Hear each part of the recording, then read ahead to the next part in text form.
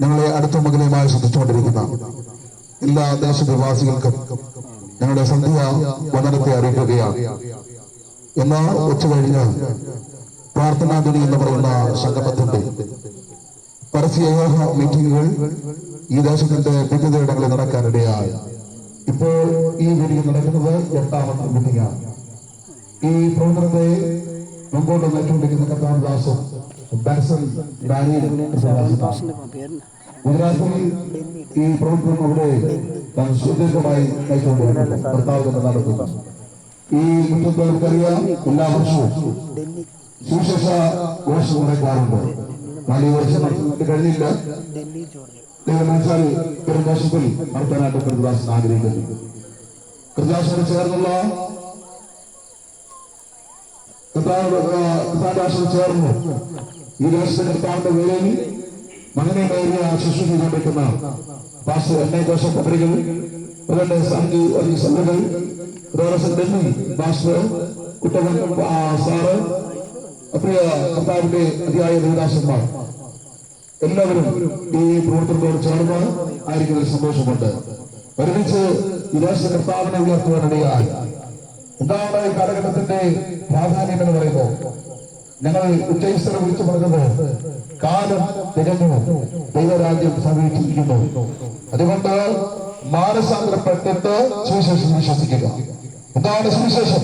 സുവിശേഷം എന്ന് പറയുന്നത് മാനവരാശിക്ക് ഉണ്ടാകാൻ പോകുന്ന വലിയ സന്തോഷമാണ് സുവിശേഷം. സുവിശേഷം എന്ന് പറയുന്നത് അത് ഒരു മതത്തിന്റെ പ്രസംഗമല്ല, ഒരു മതത്തിന്റെ മറ്റൊരു മതത്തിന്റെ വിമർശനത്തിന് ഉതകുന്ന ഒരു മെസ്സേജ് അല്ല സുവിശേഷം. സുവിശേഷം എന്ന് പറയുന്നത് ദാവീദ് പ്രതിയായി മരിച്ച് അടക്കപ്പെട്ട് ഉയർത്തെഴുന്നേറ്റ യേശുവാണ് സുവിശേഷം. ആ സുവിശേഷം പ്രഘോഷിക്കുന്നതിന്റെ പ്രധാന കാരണം എന്ന് പറയുന്നത് ഈ സുവിശേഷത്തിന്റെ ഉടമയായ യേശു ഈ ദാനഭൂമിയിലേക്ക് 2025 വർഷം മുമ്പ് ഇവിടെ കടന്നു വരുവാൻ എന്തിനാ? മാനവരാശിയുടെ പാപത്തെ പരിഹരിക്കാൻ താന് ഇവിടെ അവതരിപ്പിക്കാനിടയാണ്. 33 വയസ്സ് വരെ ഈ ഭൂമിയിൽ ജീവിച്ച് താരകളുടെ ശുശ്രൂഷ നിർവഹിച്ചു. മാനവരാശിയുടെ പാപത്തിന് പരിഹാരമായി കാൽവരി ക്രൂശിൽ സ്വയം ബലിയർപ്പിച്ച് താന് സ്വർഗത്തിൽ ഇപ്പോൾ പക്ഷപാതം ചെയ്തുകൊണ്ടിരിക്കുകയാണ്. തന്നെ വിശ്വസിക്കുന്ന ഏവരെയും ദൈവമക്കളായി മകനായി സ്വീകരിച്ചുകൊണ്ട് കർത്താവ് നിയമിച്ചിരിക്കുന്ന വാറ്റപ്പ ദേശമായ സ്വർഗത്തിലേക്ക് അനയിക്കുവാനായിട്ട് കർത്താവ് ഇവിടെ ആഗ്രഹിച്ചുകൊണ്ടിരിക്കുന്നു. എന്നാൽ ഇനി കർത്താവ് ഇവിടെ വന്ന് ഓരോരുത്തരുടെ സുവിശേഷം പറയുകയില്ല. കർത്താവിന്റെ സാക്ഷ്യം വഹിക്കുന്ന ഓരോ ദൈവത്തിലൂടെ ആ സന്ദേശം ഇവിടെ കൈമാറിക്കൊണ്ടിരിക്കുകയാണ്. ഞങ്ങൾക്ക് പറയാനുള്ള ഒരു കാര്യമുണ്ട്. പ്രിയ സഹോദര സഹോദരി, കാലത്തിലേക്ക് എന്താണ് കാലം? എങ്ങനെയാണ് കാലം? കാലം എന്ന് പറയുമ്പോൾ വർഷം. എങ്ങനെയാ വർഷം ഉണ്ടായത്? നമ്മളെന്തെങ്കിലും വെറുതെയല്ല. നമുക്ക് സൂര്യൻ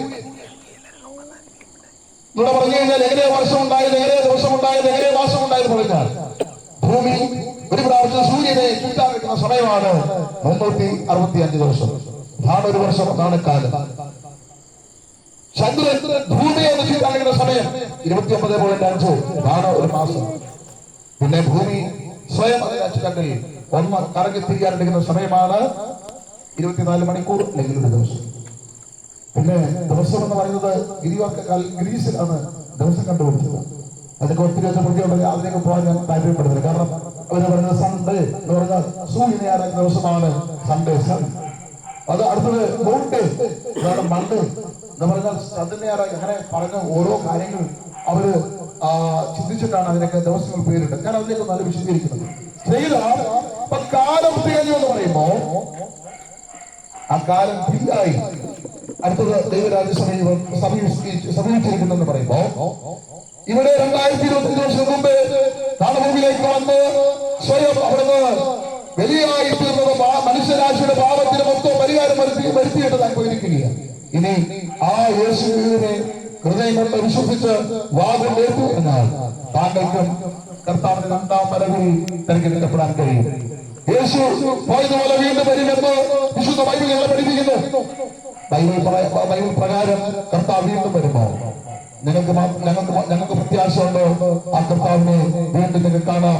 ഈ കഷ്ടതയില്ലാത്ത, ദുരിതമില്ലാത്ത, രോഗമില്ലാത്ത, യാതൊരു പാപമംഗലമായ അവസ്ഥയില്ലാത്ത ഒരു നിത്യ ലൈഫ് ഞങ്ങൾക്ക് സ്വർഗത്തിലുണ്ട്. അതിനുവേണ്ടിയാണ് ഞങ്ങൾ ഇന്ന് ഉച്ച കഴിഞ്ഞ ഇവിടെല്ലാം ഈ കണ്ടശോഭം നടത്തിയത്. സ്നേഹിത, ആ ഒരു സന്തോഷമാണ് നിങ്ങളെ അറിയിക്കണം. കാരണം നിങ്ങളും കൈവിടപ്പെട്ടു പോകരുത്. നാളെ നിങ്ങൾ പറയരുത്, അയ്യോ ഇവരൊക്കെ ഈ യേശുവിനെ അറിഞ്ഞിട്ട് ഞങ്ങളോടൊരു വാക്ക് പറഞ്ഞില്ലല്ലോ. അത് വരാതിരിക്കാനാണ് ഞങ്ങൾ ഇന്ന് ദേശത്ത് മൊത്തം ഇറങ്ങിയത്. സമയം ഞങ്ങൾക്ക് ചുരുക്കമേ ലഭിച്ചുള്ളൂ. എങ്കിലും ഞങ്ങൾ ദേശത്തോട് സന്ദേശം അറിയിച്ചു. സ്നേഹിത, ഈ ശബ്ദം കേൾക്കുന്ന താങ്കൾ കൈവിടപ്പെട്ടു പോകരുത്. ഈ ലോകം അവസാനിക്കാൻ പോകുന്നു എന്ന് പറയുന്നത് എന്താ പറഞ്ഞത്? കാലം തീരുമാനിച്ചത്, കാലം ഈ വർഷം എന്ന് പറയുന്നത് സൂര്യന്റെ അല്ലെങ്കിൽ സൂര്യനെ ഒന്ന് വലവയ്ക്കാനിരിക്കുന്ന സമയമാണ് 365 ദിവസം. അങ്ങനെയെങ്കിൽ ഇനി സൂര്യന് ചുറ്റും വലം കറങ്ങാൻ സൂര്യൻ അവിടെ നിൽക്കാൻ കഴിയാത്ത സ്റ്റേജിലേക്ക് വരുന്നു എന്ന് ശാസ്ത്രം വിളിച്ചു പറയും. സൂര്യനില്ലെങ്കിൽ കാലമേനം നിർണ്ണയിക്കാൻ പറ്റും. സൂര്യൻ അവിടെ നിന്നാൽ മാത്രമേ ഭൂമിക്ക് ചുറ്റാൻ പറ്റൂ. സൂര്യൻ അവിടെ നിൽക്കാൻ പറ്റുന്നില്ല എന്ന് ഞാനല്ല പറഞ്ഞത്. ഈ കഴിഞ്ഞ വർഷം മുമ്പ് 2023 ആ മാസം 2003 വർഷത്തിൽ നമ്മുടെ എത്തിയ അഭിമാനവും പുരസ്കാരം തലയുയർത്തി ശിരസ് ലഭിച്ചുകൊണ്ട് നിന്ന ഒരു സാഹചര്യമുണ്ട്. എന്താണെന്നറിയാമോ? ചന്ദ്രയാൻ 3 എന്ന് പറയുന്ന ഒരു പേടകം ഇത് ചന്ദ്രനിലേക്ക് അയച്ചു. ഇതിനു വേണ്ടിയെന്നറിയാമോ? അതിന്റെ നമ്മുടെ ISRO ചെയർമാനായിരിക്കുന്ന ഹൈന്ദവനായ ഡോക്ടർ സോമനാഥൻ അദ്ദേഹം ഇങ്ങനെ പറഞ്ഞു. നിങ്ങൾ യൂട്യൂബിൽ അടിച്ചു നോക്കിയാൽ കാണാൻ പറ്റും. അദ്ദേഹം ഒരു TV അവതാരകരോട് പറഞ്ഞു, സാർ ഈ TV അദ്ദേഹത്തെ വിളിച്ചിട്ട് ചോദിച്ചു, സാർ എന്തിനാണ് നമ്മളിങ്ങനെ ഇത്രയും കോടിക്കണക്കിന് രൂപ ചെലവിട്ട് ഈ പേടകത്തെ മുകളിലോട്ട് അയച്ചത്? ഇത് പറഞ്ഞപ്പോൾ അദ്ദേഹം പറഞ്ഞൊരു കാര്യമുണ്ട്. അദ്ദേഹം പറഞ്ഞത് ഇത് വേറൊരു കാഴ്ച മറ്റൊന്നുമല്ല, സൂര്യനിൽ അധികകാലം മുകളിൽ നിൽക്കാൻ പറ്റത്തില്ല. ഇത് ഒരു ഉപദേശിയല്ല പറഞ്ഞത്, ഹൈന്ദവനായ ഡോക്ടർ സോമനാഥൻ ISRO ചെയർമാൻ മലയാളിയായ ആ മനുഷ്യൻ പറയുന്നു, സൂര്യൻ അധികകാലം നിൽക്കാൻ പറ്റത്തില്ല. അദ്ദേഹം ചോദിച്ചു, സൂര്യൻ എന്താ നിൽക്കാൻ പറ്റാത്തത്? സൂര്യന്റെ ആയുസ് 14 മില്യൺ വർഷം. അങ്ങനെയാണെങ്കിൽ ആ അവതാരം ചോദിച്ചു, അപ്പൊ എത്ര വർഷമായി ഇത് കത്താൻ തുടങ്ങിയിട്ട്? പറഞ്ഞു, ഇപ്പൊ 10 മില്യൺ വർഷം കത്തിക്കഴിഞ്ഞു. ഇത് 4 മില്യൺ വർഷം കഴിഞ്ഞാൽ സൂര്യൻ അവിടെ നിൽക്കാൻ പറ്റത്തില്ല. സൂര്യൻ അവിടെ നിൽക്കാൻ പറ്റത്തില്ലെങ്കിൽ ഭൂമിക്ക് ചുറ്റാൻ പറ്റത്തില്ല. ഭൂമി ചുറ്റിയില്ലെങ്കിൽ വർഷം ഉണ്ടാകത്തില്ല. വർഷമില്ലെങ്കിൽ നമ്മുടെ ബർത്ത്ഡേ ആഘോഷിക്കാൻ നമുക്ക് പറ്റത്തില്ല. എല്ലാവരും ഇപ്പൊ തന്നെ വേണമെങ്കിൽ ബർത്ത്ഡേക്ക് ആഘോഷിച്ച് കുഴപ്പമില്ല. പക്ഷേ ദിവസം നിൽക്കാൻ പോകില്ല. വിശുദ്ധ ബൈബിൾ പറഞ്ഞു, ഹല്ലേലൂയ. വിശുദ്ധ ബൈബിൾ പത്രോസ് താൻ വ്യക്തമായിട്ട് എഴുതി വെച്ചു, മൂലപദാർത്ഥം കത്തിച്ചാമ്പലാകാൻ പോകുന്നു, ഇത് തീക്കായി സൂക്ഷിച്ചിരിക്കുന്നു എന്ന് പറയുമ്പോൾ ഞങ്ങൾക്ക് ദൈവത്തെ സ്തുതിക്കാൻ കഴിയും. കാരണം ബൈബിളിനോട് ചേർന്ന് ശാസ്ത്രം ശക്തിയോടെ പുറത്തു വരികയാണ്. സ്നേഹിതോ, കാലം അവസാനിക്കാൻ പോകുന്നു. മാനസാന്തരപ്പെട്ട് സുവിശേഷത്തിൽ വിശ്വസിച്ചാൽ നിനക്കും നിത്യതയിൽ കയറാൻ പറ്റും. ഞങ്ങൾ വെറുതെ അമേരിക്ക എന്തെങ്കിലും ധനസഹായം കിട്ടുമെന്ന് പറഞ്ഞിട്ട് ഞങ്ങളുടെ പ്രസംഗിക്കല്ല, മറിച്ച് നിന്റെ രസയ്ക്ക് വേണ്ടിയ സന്ദേശം ഈ രാത്രി ഞങ്ങൾ ഉച്ചയിശ്വരം വിളിച്ചു പറയുന്നത് വിശ്വസിക്കുന്നവർക്ക് ആമേൻ പറയാം. അതുകൊണ്ട് ഈ പ്രപഞ്ചം നശിക്കാൻ പോകുന്നു എന്ന്, തീരും പോകുന്നു എന്ന് ഇവിടെ ശാസ്ത്രം വിളിച്ചു പറയുമ്പോൾ ഞങ്ങൾ പറയുന്നു 4 മില്യൺ വർഷമൊന്നും വേണ്ട അതിനുണ്ട് കർത്താവ്. കാരണം വിശുദ്ധ ബൈബിൾ എന്ന് പറയുന്നത് ഒരു പ്രപഞ്ച ഗ്രന്ഥമാണ്.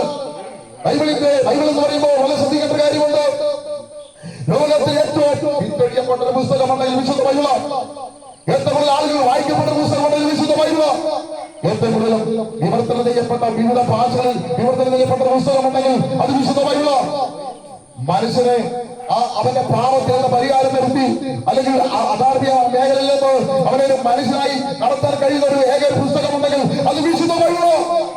കാരണം ഞങ്ങളൊക്കെ ഒരു കാലത്ത് പാപത്തിന് വഴിയിലൂടെ സഞ്ചരിച്ചപ്പോ ഈ ബൈബിളിൽ ഇതിന്റെ പ്രഭാഷണമാണ് ഞങ്ങളെ വിടിവിച്ചത്. ജയിലിൽ കിടന്ന ഒരു മനുഷ്യൻ, അവൻ ജയിലിൽ കിടക്കുമ്പോൾ ഞങ്ങളെപ്പോലുള്ള സുവിശേഷന്മാര് ട്രാക്ട് ബൈബിളിന്റെ ചെറിയ കോപ്പികൾ ചെറുതായിട്ട് എഴുതി കൊടുത്തപ്പോൾ അയാള് വലിച്ചു എറിഞ്ഞു ദൂരോട്ട്. കാരണം അയാൾക്ക് ഇഷ്ടപ്പെട്ടില്ല. കാരണം അയാൾക്ക് എങ്ങനെയും ജയിലിൽ നിന്ന് പോയാൽ മതി. പക്ഷെ എറിഞ്ഞ പേപ്പർ കുറെ കഴിഞ്ഞപ്പോൾ വീണ്ടും എടുത്തു. വായിക്കാൻ വേറെ ഒന്നും ഇല്ലാത്തതുകൊണ്ട് വീണ്ടും എടുത്ത് വായിച്ചപ്പോൾ ആ മനുഷ്യനെ രൂപാന്തരപ്പെടുത്തി. അത് മറ്റു ആരുമല്ല, റെനി ജോർജ് എന്ന് പറയുന്ന സ്വന്തം അപ്പനെ അമ്മയെ കൊന്ന കൊലയാളിയായ ആ റെനി ജോർജിനെ രൂപാന്തരപ്പെടുന്നത് വിശുദ്ധ ബൈബിളിന്റെ കോപ്പിയ. പ്രിയപ്പെട്ടവരെ, അങ്ങനെ എത്ര കൊലപാതകന്മാർ ജയിലിന്റെ മോചിതരായിരിക്കുന്നു. അതെല്ലാം പറയാൻ ഇവിടെ സമയമില്ല. നേരം പുലർന്നാലും പറഞ്ഞെടുക്കാൻ പറ്റില്ല. എത്ര വലിയ കൊടുംഭാവിയെ അല്ലെങ്കിൽ കുഞ്ഞാമാക്കാൻ കഴിയുന്ന സുവിശേഷമാണ് ഞങ്ങൾ നിങ്ങളോട് പറയുന്നത്. സ്നേഹിതോ, ഈ സുവിശേഷം നിന്നെ രൂപാന്തരപ്പെടുത്താൻ കഴിയും, നിന്നെ സമൂഹത്തിൽ നല്ലൊരു മനുഷ്യനാക്കാൻ കഴിയും എന്ന് ഉറക്കെ പോയിച്ചു പറയുന്നു. കാലം തികഞ്ഞു എന്ന് പറഞ്ഞതിനർത്ഥം കർത്താവ് വരാറ്. ഒന്നുകൂടെ ഞാൻ പറയാം, എന്തുകൊണ്ടാണ് ബൈബിൾ വായിക്കുന്ന ആളുകള് ബൈബിൾ പ്രവചന ഗ്രന്ഥം എന്ന് പറഞ്ഞതിന് കാരണമുണ്ട്. ബൈബിൾ എന്ന് പറയുന്നത് 2 ഭാഗവും യഹൂദനെ കുറിച്ചാണ്, ഇസ്രായേലിനെ കുറിച്ചാണ് പറഞ്ഞിരിക്കുന്നത്. അപ്പൊ ഇസ്രായേലിനെ കുറിച്ച് പറഞ്ഞിരിക്കുന്നത് ഇസ്രായേൽ അത്തിലവർക്കും വേനലവർക്കും. അപ്പോൾ ഞാൻ വാദിക്കും ആ വചനം അതിന്റെ അർത്ഥത്തിലേ ഉള്ളൂ. 1947 ഇന്ത്യക്ക് സ്വാതന്ത്ര്യം കഴിഞ്ഞ ദിവസം നമ്മൾ സ്വാതന്ത്ര്യത്തെ കുറിച്ച് ഇവിടെ വാദോരാതെ പ്രസ്താവിക്കാനിടയായി. വളരെ നല്ല കാര്യം. 1948 ആണ് ഇസ്രായേലോ അവരുടെ രാജ്യത്ത് ചെല്ലാനിടയാത്. അവരുടെ രാജ്യത്ത് ഒരു കാലത്ത് അവരുടെ രാജ്യത്ത് നിന്ന് അവരെ പുറന്തള്ളി അവരുടെ സ്ഥലങ്ങളെല്ലാം മിഷൻ അല്ലെങ്കിൽ ഉള്ളോസ് വെച്ച് അടിച്ച് നിരത്തി തകർത്ത് കളഞ്ഞു. അവരുടെ കെട്ടിടങ്ങളും അവരുടെ ആലയങ്ങളെല്ലാം തകർത്ത് കളഞ്ഞു. പക്ഷേ കർത്താവ് പറഞ്ഞു, അത്തി തളർക്കും വേനലെടുക്കും. ഹല്ലേലൂയ. അപ്പോൾ ഞാൻ വാദിക്കും എന്ന് പറഞ്ഞതിനർത്ഥം ഈ ഇസ്രായേൽ ജനം എത്ര കുഴിച്ചു മൂടിയാലും അവരെ എത്ര നിഷ്കാസനം ചെയ്ത് തകർത്താലും അവർ വീണ്ടും ശക്തിയോടെ പുറത്തു വരും. അതിനൊരു പ്രവചനം എന്ന് പറഞ്ഞു, ഒരു മരം എത്ര വെട്ടിക്കളഞ്ഞാലും അതിനകത്ത് വെള്ളം ചെന്നാൽ വേരിലൂടെ അത് വീണ്ടും കേൾക്കുമെന്ന് പറഞ്ഞതുപോലെ യഹൂദൻ നമ്മുടെ കേരളത്തിലും മട്ടാഞ്ചേരിയിലും ഒക്കെ കേരളത്തിലും ഒക്കെ ഈ യഹൂദന്മാർ വന്നിട്ടുണ്ട്. പക്ഷേ അവരെല്ലാം ഇന്ന് തിരിച്ച് അവരുടെ രാജ്യത്തെത്തി. നോക്കി 2 ജില്ലയുടെ വലിപ്പമുള്ള ഇസ്രായേൽ ഇന്ന് കരുത്ത് കാട്ടി ഇന്ന് ലോകത്തിന് നെറുകയിൽ സ്ഥാനം പിടിച്ച് ഉച്ചയിസ്രം തല ഉയർത്തി നിൽക്കുന്ന യഹൂദനെ തൊടാൻ ഇന്ന് ഒരു ശക്തിക്കും പറ്റില്ല. കാരണം ദൈവം അത്രത്തോളം അവരെ എന്ത് ചെയ്തു? ശാസ്ത്ര സാങ്കേതിക വിദ്യയിൽ മികവ് പ്രാപിച്ചവനായി നിർത്തിയത് കൊണ്ട് ഇപ്പോൾ ആർക്കും ഈ ഇസ്രായേലിനെ തൊടാൻ പറ്റില്ല. കാരണം കാലം പരിശുദ്ധ ബൈബിൾ എന്ന് പറഞ്ഞു. ഞങ്ങൾക്ക് ഉറപ്പുണ്ട് കഴിഞ്ഞ ദിവസം ആ ഇസ്രായേലിന്റെ അല്ലെങ്കിൽ ഇസ്രായേൽ മക്കൾക്ക് ലഭ്യമായിരിക്കുന്ന ആലയമുണ്ട്. അവരുടെ ചർച്ച്, അവരുടെ സിനഗോഗ്, അവരുടെ ആലയം എന്ന സ്ഥലം അത് മുസ്ലിങ്ങളുടെ കയ്യിൽ അടക്കി വെച്ചിരിക്കുന്നു. ക്രിസ്ത്യാനിയുടെ സംഗമസ്ഥാനമാണ്, അത് മുസ്ലിങ്ങളുടെ സംഗമസ്ഥാനമാണ്, അത് ഇസ്രായേലിന്റെ സംഗമസ്ഥാനമാണ്. പക്ഷേ ഇപ്പൊ ആർക്കും അവിടെ ഒന്നും ചെയ്യാൻ പറ്റത്തില്ല. പക്ഷേ കഴിഞ്ഞ ആഴ്ചയിൽ യഹൂദന്റെ അല്ലെങ്കിൽ ഇസ്രായേലിന്റെ പ്രതിരോധ മന്ത്രിയായിരിക്കുന്ന ബെൻ-ഗുറിയോൻ എന്ന് പറയുന്ന ആ മനുഷ്യൻ തന്റെ സൈന്യമായിട്ട് ഈ പറയപ്പെട്ട അൽ-അഖ്സ എന്ന് പറയുന്ന പള്ളിയിലേക്ക് കടന്നു ചെല്ലാനിടയായി. കടന്നു ആർക്കും അവിടെ ഒന്നും ചെയ്യാൻ പറ്റില്ല. പക്ഷേ അവിടെ ഒരു വലിയ ആ സ്ഥലത്തേക്ക് ഇവർ ചെന്നിട്ട് യഹൂദന്റെ പ്രാർത്ഥന അവരെ പ്രാർത്ഥിച്ചു. അപ്പൊ ലോകത്തിലെ ആളുകളെല്ലാം പറഞ്ഞു, ഇതെന്താ ന്യായമാണ്, ഇങ്ങനെ ആർക്കും പ്രാർത്ഥിക്കാൻ പറ്റില്ലല്ലോ, എന്താ യഹൂദൻ എങ്ങനെ കാണിച്ചേ? അന്നേരം അവരെ പ്രാർത്ഥന കഴിഞ്ഞിട്ട് ആലയത്തിന് പുറത്തേക്ക് ഇറങ്ങിയിട്ട് ഇങ്ങനെ പറഞ്ഞു, ഞങ്ങൾ ഈ ആലയം പിടിച്ചെടുക്കാൻ പോകുക, ഈ ഗാസ ഞങ്ങൾ പിടിച്ചെടുക്കാൻ പോകുക. അത് കഴിഞ്ഞപ്പോൾ ഇസ്രായേലിന്റെ പ്രധാനമന്ത്രി ആയിരിക്കുന്ന എന്ന് പറയുന്ന അദ്ദേഹം വിളിച്ചു പറഞ്ഞു, ഞങ്ങൾ ഗാസയിൽ അല്ലെങ്കിൽ ഇസ്രായേലിന്റെ ആ മുഴുവൻ പ്രദേശം ഏതാണ്ട് 70% ഇസ്രായേലിന്റെ നിയന്ത്രണത്തിൽ, ബാക്കി 20% ആരെ കയ്യിലിരിക്കുക? 10 മുസ്ലിങ്ങളുടെ കയ്യിലിരിക്കുക. അദ്ദേഹം വിളിച്ചു പറഞ്ഞു, ഞങ്ങൾ താമസം ഞങ്ങൾ എന്ത് ചെയ്യും, അത് ഞങ്ങൾ പിടിച്ചെടുക്കാൻ പോവുക. അതിന്റെ അർത്ഥം ബൈബിൾ അറിയുന്ന ക്രിസ്തു അല്ലെങ്കിൽ ബൈബിൾ വിശ്വസിക്കുന്ന ഞങ്ങൾക്ക് ഉറപ്പുണ്ട്, ഞങ്ങളുടെ അരുമനാഥനായ യേശു കർത്താവ് വേഗം വരാൻ പോകുന്നു. എന്താ തെളിവ്? യഹൂദൻ തന്റെ സ്ഥലത്ത് തന്റെ ആരാധനാലയം പണിത് കഴിയുമ്പോൾ, അവന്റെ ആലയം പണിത് കഴിയുമ്പോൾ അവിടെ കാര്യമുണ്ട്. അവിടെ നിങ്ങൾക്കറിയാം, ആലയം പണി നടന്നു കഴിഞ്ഞാൽ ഞങ്ങളുടെ കർത്താവ് വരും. ഞങ്ങളുടെ കർത്താവ് പറയുമ്പോൾ ഞങ്ങൾ നിങ്ങൾ വിശ്വസിക്കേണ്ട, യേശു പാപം കൂടാതെ വീണ്ടും പ്രത്യക്ഷമാകും. അപ്പൊ ഞങ്ങൾക്ക് ഉറപ്പായി ആലയത്തിന്റെ പണിക്ക് ഏകദേശം സാധ്യതയായിക്കൊണ്ടിരിക്കുന്നു. അവർ ഗാസ പിടിച്ചടക്കിയാൽ ആലയോട് പണിയടക്കും. അപ്പൊ ഞങ്ങൾക്ക് ഉറപ്പുണ്ട്, ഞങ്ങൾ അരുമനാഥനായ ഞങ്ങളുടെ കർത്താവ് ഞങ്ങളെ ചേർക്കാൻ വരും. സ്നേഹിത, താങ്കൾ മുഹമ്മദായിക്കൊള്ളട്ടെ, മാധവനായിക്കൊള്ളട്ടെ, മത്തായി ആയിക്കൊള്ളട്ടെ, ഏത് മതത്തിൽപ്പെട്ട ആളായിക്കൊള്ളട്ടെ, ഇരിക്കുന്ന ഇരിപ്പിൽ നിന്നുകൊണ്ട് യേശുവിന്റെ ഹൃദയം കൊടുക്കാൻ തയ്യാറാണെങ്കിൽ ഈ സന്ദേശം തങ്ങൾക്ക് ഒരു പക്ഷെ ഇപ്പോഴും അലർജിയായിട്ട് തോന്നിയേക്കുക. സ്നേഹിത, നെല്ലിക്കട കഴിക്കുമ്പോൾ ആദ്യം ഒരു കയ്പുണ്ടാകും, പിന്നെ പുറത്തിറക്കാൻ പറ്റാത്ത പോലെ നിങ്ങൾക്ക് മനസ്സിലാക്കാൻ പറ്റും. ഈ ഇസ്രായേൽ ആർക്കും ഒതുക്കാൻ പറ്റത്തില്ല. ബൈബിൾ പറയുന്നു, അല്ലെങ്കിൽ ഇസ്രായേലിനെ ഞാൻ ഭാരമുള്ള കല്ലാക്കി വെക്കും. ഒരു രാഷ്ട്രത്തിലും ഇസ്രായേലിനെ തൊടാൻ പറ്റത്തില്ല. അക്ഷരാർത്ഥത്തിൽ അത് നടക്കുന്നെങ്കിൽ സ്നേഹിത ഞങ്ങൾക്ക് പറയാൻ കഴിയും, ഞങ്ങൾ വിശ്വസിക്കുന്ന, നിങ്ങൾ വിശ്വസിക്കേണ്ട അരുമനാഥനായ യേശു വേഗം വരുന്നു. അതാണ് ഞാൻ പറഞ്ഞത്, കാലം തികഞ്ഞു എന്ന് പറഞ്ഞാൽ കാലം അവസാനിക്കാൻ പോകുന്നു. അതുകൊണ്ട് ശ്രദ്ധിച്ച്, കാലത്തിന്റെ അവസാനത്തിന്റെ പ്രത്യേകത എന്താ അറിയാമോ? ഒരു കൈതോട് വെച്ച് അദ്ദേഹം പറയും ഇത് കലികാലമാണ്. ഒരു ക്രിസ്ത്യാനിയുടെ വെച്ച് അമ്മ പറയും ഇത് അന്ത്യകാലമാണ്. ഞങ്ങൾ പറയുന്നു എന്താ അന്ത്യകാലം? അന്ത്യകാലത്തിന്റെ പ്രത്യേകത മനുഷ്യ സ്വസ്ഥനേകയായി മാറും. ബമ്പ് പറയുന്നവർ അഹങ്കാരിയായി, അപ്പനമ്മയെ അനുസരിക്കാത്തവരായി മാറുമെന്ന് വ്യക്തമായിരുന്നു. അടുത്ത മാത്രമല്ല, രാജ്യത്തോട് നിൽക്കും, ജാതിയോട് നിൽക്കും, അവിടെ ശാപം ഭൂകമ്പം ഉണ്ടാകും. അടുത്ത പറയുകയാണ് മഹാവ്യാധി ഉണ്ടാകും. കണ്ടില്ലേ കോവിഡ് എന്ന് പറഞ്ഞ മഹാമാരി? ഒരു രാജ്യത്തല്ല, ലോകത്തിന്റെ 200 രാഷ്ട്രങ്ങളിലും ഈ കോവിഡ് എന്ന് പറഞ്ഞ മഹാമാരി ശക്തിയോടെ ഉദയം ചെയ്യാനിടയായി. നമ്മൾ അനുഭവിച്ചില്ലേ? 2 വർഷം നമ്മുടെ പരിഗണത്തിൽ കഴിയുന്നില്ലേ? എന്താ കാര്യം? ബൈബിൾ പറഞ്ഞു അന്ത്യകാലത്തെ മഹാവ്യാധി ഉണ്ടാകും. സ്നേഹിത, ബൈബിൾ ക്ലിയറാണ്, കൃത്യമാണ്. അതുകൊണ്ട് ഞങ്ങൾക്ക് ന്യൂസ് പേപ്പർ വായിക്കുന്ന കാര്യമില്ല. ഇത് നടക്കുന്ന അരിക്കൊലകൾ, ഇത് നടക്കുന്ന അധാർമികമായ ഈ സംഭവങ്ങളെല്ലാം വിശുദ്ധ ബൈബിൾ പറയുന്നു. നമുക്കറിയാം, നമ്മുടെ റേഷൻ നോക്കിയ അവിടെ ഇരിക്കുന്ന എങ്ങനെയാണ്? ഒരു കാലത്ത് പുരുഷന്റെ പേരാഴ്ച ആദ്യമേ, ഇപ്പൊ പറയുന്നു സ്ത്രീകളാണ് കുടുംബനാഥം. വെറുതെ വെച്ചതല്ലേ, യശോപ്രത്തിൽ വാക്യമുണ്ട്, അന്ത്യകാലത്ത് സ്ത്രീകൾ അവരെ വാഴും, കുട്ടികൾ അവരെ പീഡിപ്പിക്കും.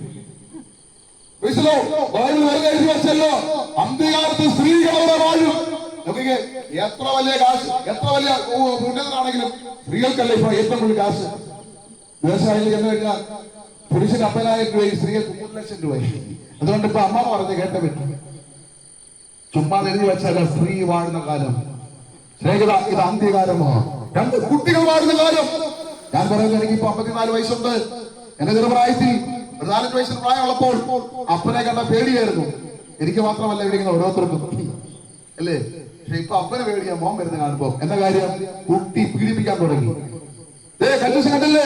ഒരു അരങ്കുലി നടത്തിയില്ലേ ഒരു അമ്മയെ ആ കത്തി വെച്ച് ശക്തമായി ഇങ്ങനെ അരിഞ്ഞ് തകർത്തപ്പോ കതവിനെ കുറ്റിയിട്ട് ആരും പുറത്തുനിന്ന് വരാതിരിക്കാൻ പുറത്തുള്ള ആളുകളെ നിലവിളിച്ചു. ഇത് കണ്ടിട്ട് അവൻ ജനൽ തുറന്നിട്ടാണ് ചെയ്തത്. എന്നിട്ട് ജനലിൽ നിന്ന് അവര് യോ മുന്നേ നിന്റെ അമ്മയല്ലോ എന്ന് വെച്ചപ്പോ അവൻ പറഞ്ഞ കാര്യം കേട്ടോ, എന്റെ അമ്മ എന്നെ പ്രസവിച്ചത് കൊണ്ട് കൊടുത്ത കൂലിയായിരുന്നു, എന്നെ അധാർമിക ചിന്തിച്ച എന്താ കാര്യം. അവനെ നിയന്ത്രിക്കുന്നത് എന്താണെന്നറിയാമോ? ലഹരിയിലേക്ക് അവൻ മാറി. നമുക്കറിയാം അമാൻ എന്ന് പറയുന്ന ഒരു ചെറുക്കൻ സ്വന്തം അമ്മയെ സഹോദരനെ താൻ സ്നേഹിച്ച പെണ്ണിനെ തന്റെ അപ്പന്റെ ചേട്ടന്റെ അപ്പന്റെ ആ ചേട്ടന്റെ ഭാര്യ കൊന്നു. എന്താ കാര്യം? അവനൊരു കൂസലുമില്ല ഓരോ കൊല ചെയ്യുന്നതിനും. എന്താ കാര്യം? അവൻ ഈ MDMA എന്ന് പറഞ്ഞ മാരകമായ ആ മാരകലഹരിയുടെ അടിമയായിട്ടു. കഴിഞ്ഞ ദിവസം ഒരു അടൂരുള്ള പോലീസ് നമുക്കൊരു ക്ലാസ് എടുത്തപ്പോൾ അദ്ദേഹം പറഞ്ഞു, നമ്മൾ നേരത്തെ ചിന്തിച്ചത് 4 മണിക്കൂർ നിൽക്കുന്ന MDMA കഴിച്ച ഇങ്ങനെ ആർത്തൊന്നുമില്ല, പക്ഷെ അവൻ വയലന്റ് ആയി കഴിഞ്ഞാൽ അവനെ പിടിച്ചു നിർത്താൻ പറ്റില്ല, അത് അവന്റെ സ്വഭാവം. ഇത് കഴിച്ചു. അപ്പൊ ഞങ്ങൾക്ക് ചിന്തിച്ച് നേരത്തെ വായിച്ചിട്ട് കേട്ടത് 4 മണിക്കൂർ നിൽക്കുന്ന, പക്ഷെ ഈ SI ക്ലാസ് പറഞ്ഞത് 4 അല്ല 8 മണിക്കൂർ. അവർ പറയുന്നതാണ് അങ്ങനെ നിൽക്കൂ. അത് പറഞ്ഞു. അദ്ദേഹം പറഞ്ഞത് അമാൻ എന്ന് പറഞ്ഞ ചെറുക്കൻ അവൻ അത്രയും മണിക്കൂർ നമുക്ക് ചെയ്തു കൂട്ടി കണ്ടില്ലേ? അവന് ഒരു സമയത്ത് പോലും അനുതാപമോ അവന് ഇതില്ല, ഒരു വിഷമം ഉണ്ടായില്ല. സ്വന്തം അമ്മയെ കൊല്ലാൻ സ്വന്തം നോക്കിയേ അവന്റെ അനിയനെ കൊണ്ടുപോയി ബിരിയാണി വാങ്ങിച്ചു കൊടുത്ത് നോക്കി അവനെ കൊല്ലാൻ മടി വന്നോ? എന്താ കാര്യം? അവനെ നിയന്ത്രിച്ചത് ആ ലഹരിയാണ്. സ്നേഹിത, ലഹരിയോട് ഗുഡ്ബൈ പറ. ലഹരി നിന്റെ നിത്യ നരകത്തിനെ കൊണ്ടെത്തിക്കും. ആത്മഹത്യ പാപമാണ്. ആത്മഹത്യ ജഡത്തിൽ മാത്രമേ കൊല്ലാൻ പറ്റൂ, നിന്റെ ആത്മാവിനെ കൊല്ലാൻ പറ്റത്തില്ല. ആത്മാവിലപ്പെട്ടതാണ്. ആത്മാവ് ഒരുവനുണ്ട്, അവിടേക്ക് പോയി കണക്ക് കൊടുക്കണം. അതുകൊണ്ട് ജനത്തെ കൊല്ലുന്നവനെ അല്ല നീ പേടിക്കേണ്ടത്. അതുകൊണ്ട് ജന സദൈര്യം വിളിച്ചു പറയുന്നത് സ്നേഹിത, ആത്മഹത്യയുടെ പരിഹാരമല്ലോ. നോക്കിക്കേ, കുട്ടികൾ പീഡിപ്പിക്കുന്നു. ഇപ്പൊ നോക്കി ഏത് കുഞ്ഞിനോടും എന്തെങ്കിലും പറഞ്ഞു നോക്കി പെട്ടെന്ന് ഇപ്പൊ പറയാൻ കൽപ്പിച്ചാകും. കഴിഞ്ഞ ദിവസം നോക്കി 6, 7, 8 പഠിക്കുന്ന കുട്ടികളാ തൂങ്ങി ചത്തത്. എന്തോ കുഴപ്പം? ബൈബിൾ പറയുന്നു, അന്ത്യകാലത്ത് കുട്ടികൾ നിങ്ങളെ പീഡിപ്പിക്കും. ഞങ്ങൾക്ക് അതൊരു ഉറപ്പുണ്ട്. അതുകൊണ്ട് ഞങ്ങളുടെ എല്ലാ തലമുറ ഞങ്ങൾ എന്ത് ചെയ്യും? ഞങ്ങളുടെ സൺഡേ സർവീസിൽ ഞങ്ങളുടെ ദൈവദാസന്മാർ എന്ത് ചെയ്യും? ആ കുഞ്ഞുങ്ങളെല്ലാം അടുത്ത് വിളിച്ച് അനുഗ്രഹിച്ച് പ്രാർത്ഥിക്കും. അതുകൊണ്ട് ആ കുഞ്ഞുങ്ങൾ അതിൽ നിന്ന് ഒഴിവുള്ളവരായിത്തീരും. സ്നേഹിത, തിരിച്ചറിയണം, കാലം കൈവിട്ടുപോയി. മറ്റൊരു രക്ഷയില്ല. നാം രക്ഷിക്കപ്പെടുവാൻ ആകാശത്തെ കീഴ് നൽകപ്പെട്ട യേശു എന്ന നാമമല്ലാതെ വേറൊരു നാമമില്ല. സ്നേഹിത, യേശുവിന്റെ നാമത്തിന്റെ പ്രത്യേകത ആ നാമത്തിന് വന്നതിന് ദർശിക്കാൻ പറ്റത്തുള്ളൂ. കാരണം സ്വർഗ മഹിമകളെ വിളിച്ച് നാമഭൂമിയിലേക്ക് വന്ന് മനുഷ്യനെ അലലിയ അതിനെതിരെ പരിഹരിച്ച ആ നല്ല ദൈവം, ആ ദൈവം താങ്കളെ വിടുവിക്കാൻ റെഡിയാണ്. ഞങ്ങളുടെ ശാസ്ത്രം കുറെ തെളിയിക്കുന്നു. കാലം തീരാറായി.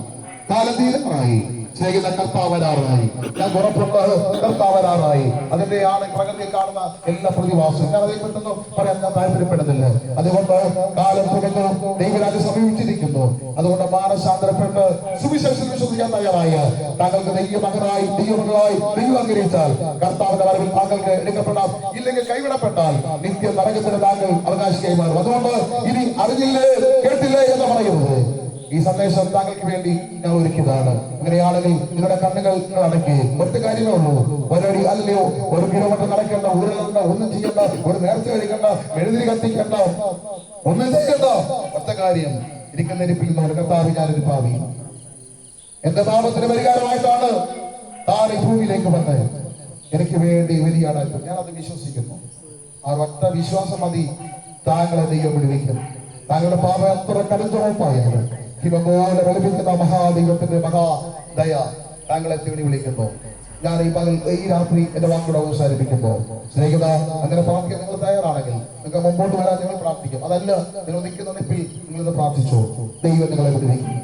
നിങ്ങൾ ഇപ്പോൾ കർത്താവദാസമാർ ജന്മയ്ക്ക് കൈമാറുന്നു, അവർ നിങ്ങൾക്ക് വേണ്ടി പ്രാർത്ഥിക്കും. നിങ്ങൾക്ക് അങ്ങനെ എന്തെങ്കിലും നിങ്ങൾക്ക് അറിയണമെന്നുണ്ടെങ്കിൽ ഇവിടെ അടുത്തുള്ള ആദിവാസിമാർ ഇവിടെയുണ്ട്. ആ ആദിവാസിമാർ ഇവിടെയുണ്ട്. അവർ ഇവിടെ അടുത്തുള്ള പല ചർച്ചകളുണ്ട്. തീർച്ചയായും നിങ്ങളുടെ സംശയങ്ങളെ അല്ലെങ്കിൽ അതിന്റെ സംശയങ്ങളെ നിവാരണം വരുത്തേണ്ടതിന് ദേവദാസന്മാരുണ്ട്. അവരെ സമയത്ത് കൃത്യമായിട്ട് നിങ്ങൾക്ക് ആദ്യ കർത്താവിനെ കുറിച്ച് അറിയാൻ പറ്റും. നിങ്ങളെ അധികം വിടുവിക്കട്ടെ, നിങ്ങളെ അനുഗ്രഹിക്കട്ടെ. ഈ സന്ദേശം ശ്രദ്ധയോടെ കേട്ട എല്ലാ ദേശനിവാസികൾക്കും ഞങ്ങളുടെ ക്രിസ്തീയ വന്ദനത്തെയും നന്ദിയെത്തിപ്പോൾ അറിയിക്കുന്നു. ഏവരെയും കർത്താവ് അനുഗ്രഹിക്കുമാണ്. വളരെ ശക്തവും ആധികാരികവുമായി ദൈവത്തിന്റെ വചനം ഈ രാത്രിയിൽ ഇവിടെ പ്രഘോഷിപ്പാൻ കർത്താവിന്റെ ദാസനെ ദൈവം ബലപ്പെടുത്തിയല്ലോ. നമ്മുടെ കരങ്ങൾ ഉയർത്തി ദൈവത്തെ സ്തുതിക്കാം. Hallelujah. Priya Benson pastor vote of thanks വാക്കുകൾ പറയും അദ്ദേഹത്തെ.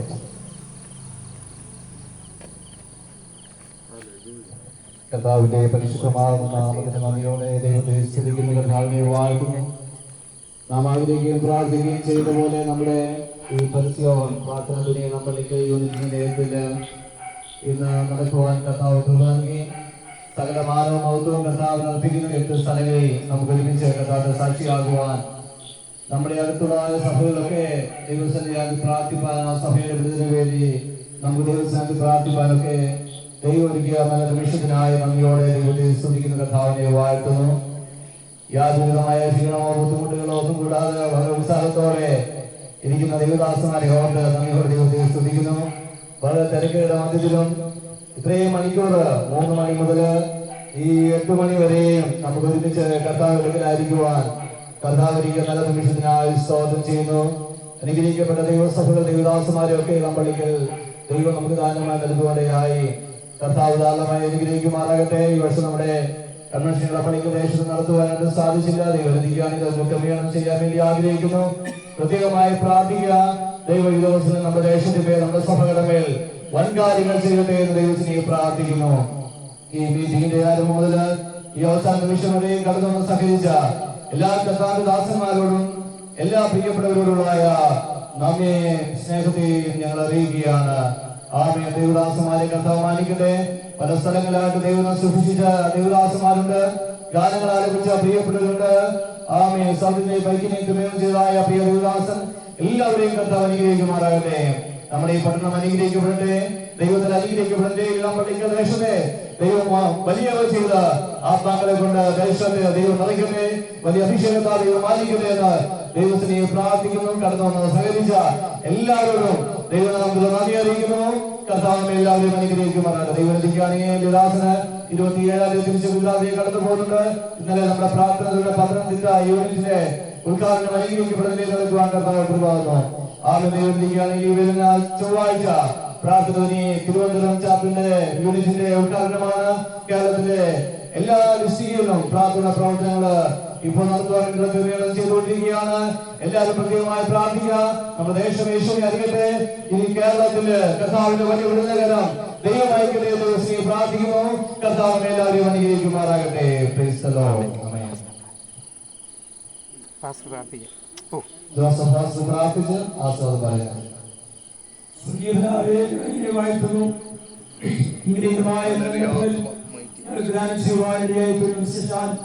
ഈ പരിശോധന ആരംഭിക്കുവാനും സഹായിച്ചതാണ്. ഈ ദേശത്തിലൂടെ ഭാഗപ്പെടുന്ന ദൈവത്തിനവധം ദേശത്തിലും അനുഗ്രഹമാക്കി കേൾക്കുന്നതിനായി നിങ്ങൾ സ്വാഗതിക്കുന്നു. സംസാരിപ്പാൻ സമയങ്ങളിൽ അടുപ്പത്തിമാരെ ബലപ്പെടുത്തി നന്ദിയോട് ഞങ്ങൾ സ്തുതിക്കുന്ന എന്റെ മുന്നിൽ പ്രവർത്തിക്കുന്ന ദൈവദാസന്മാർ പ്രിയപ്പെട്ടവർ എല്ലാവരെയും ഞങ്ങളോട് സ്വാഗതം ചെയ്യുന്നു. സഹായിക്കും.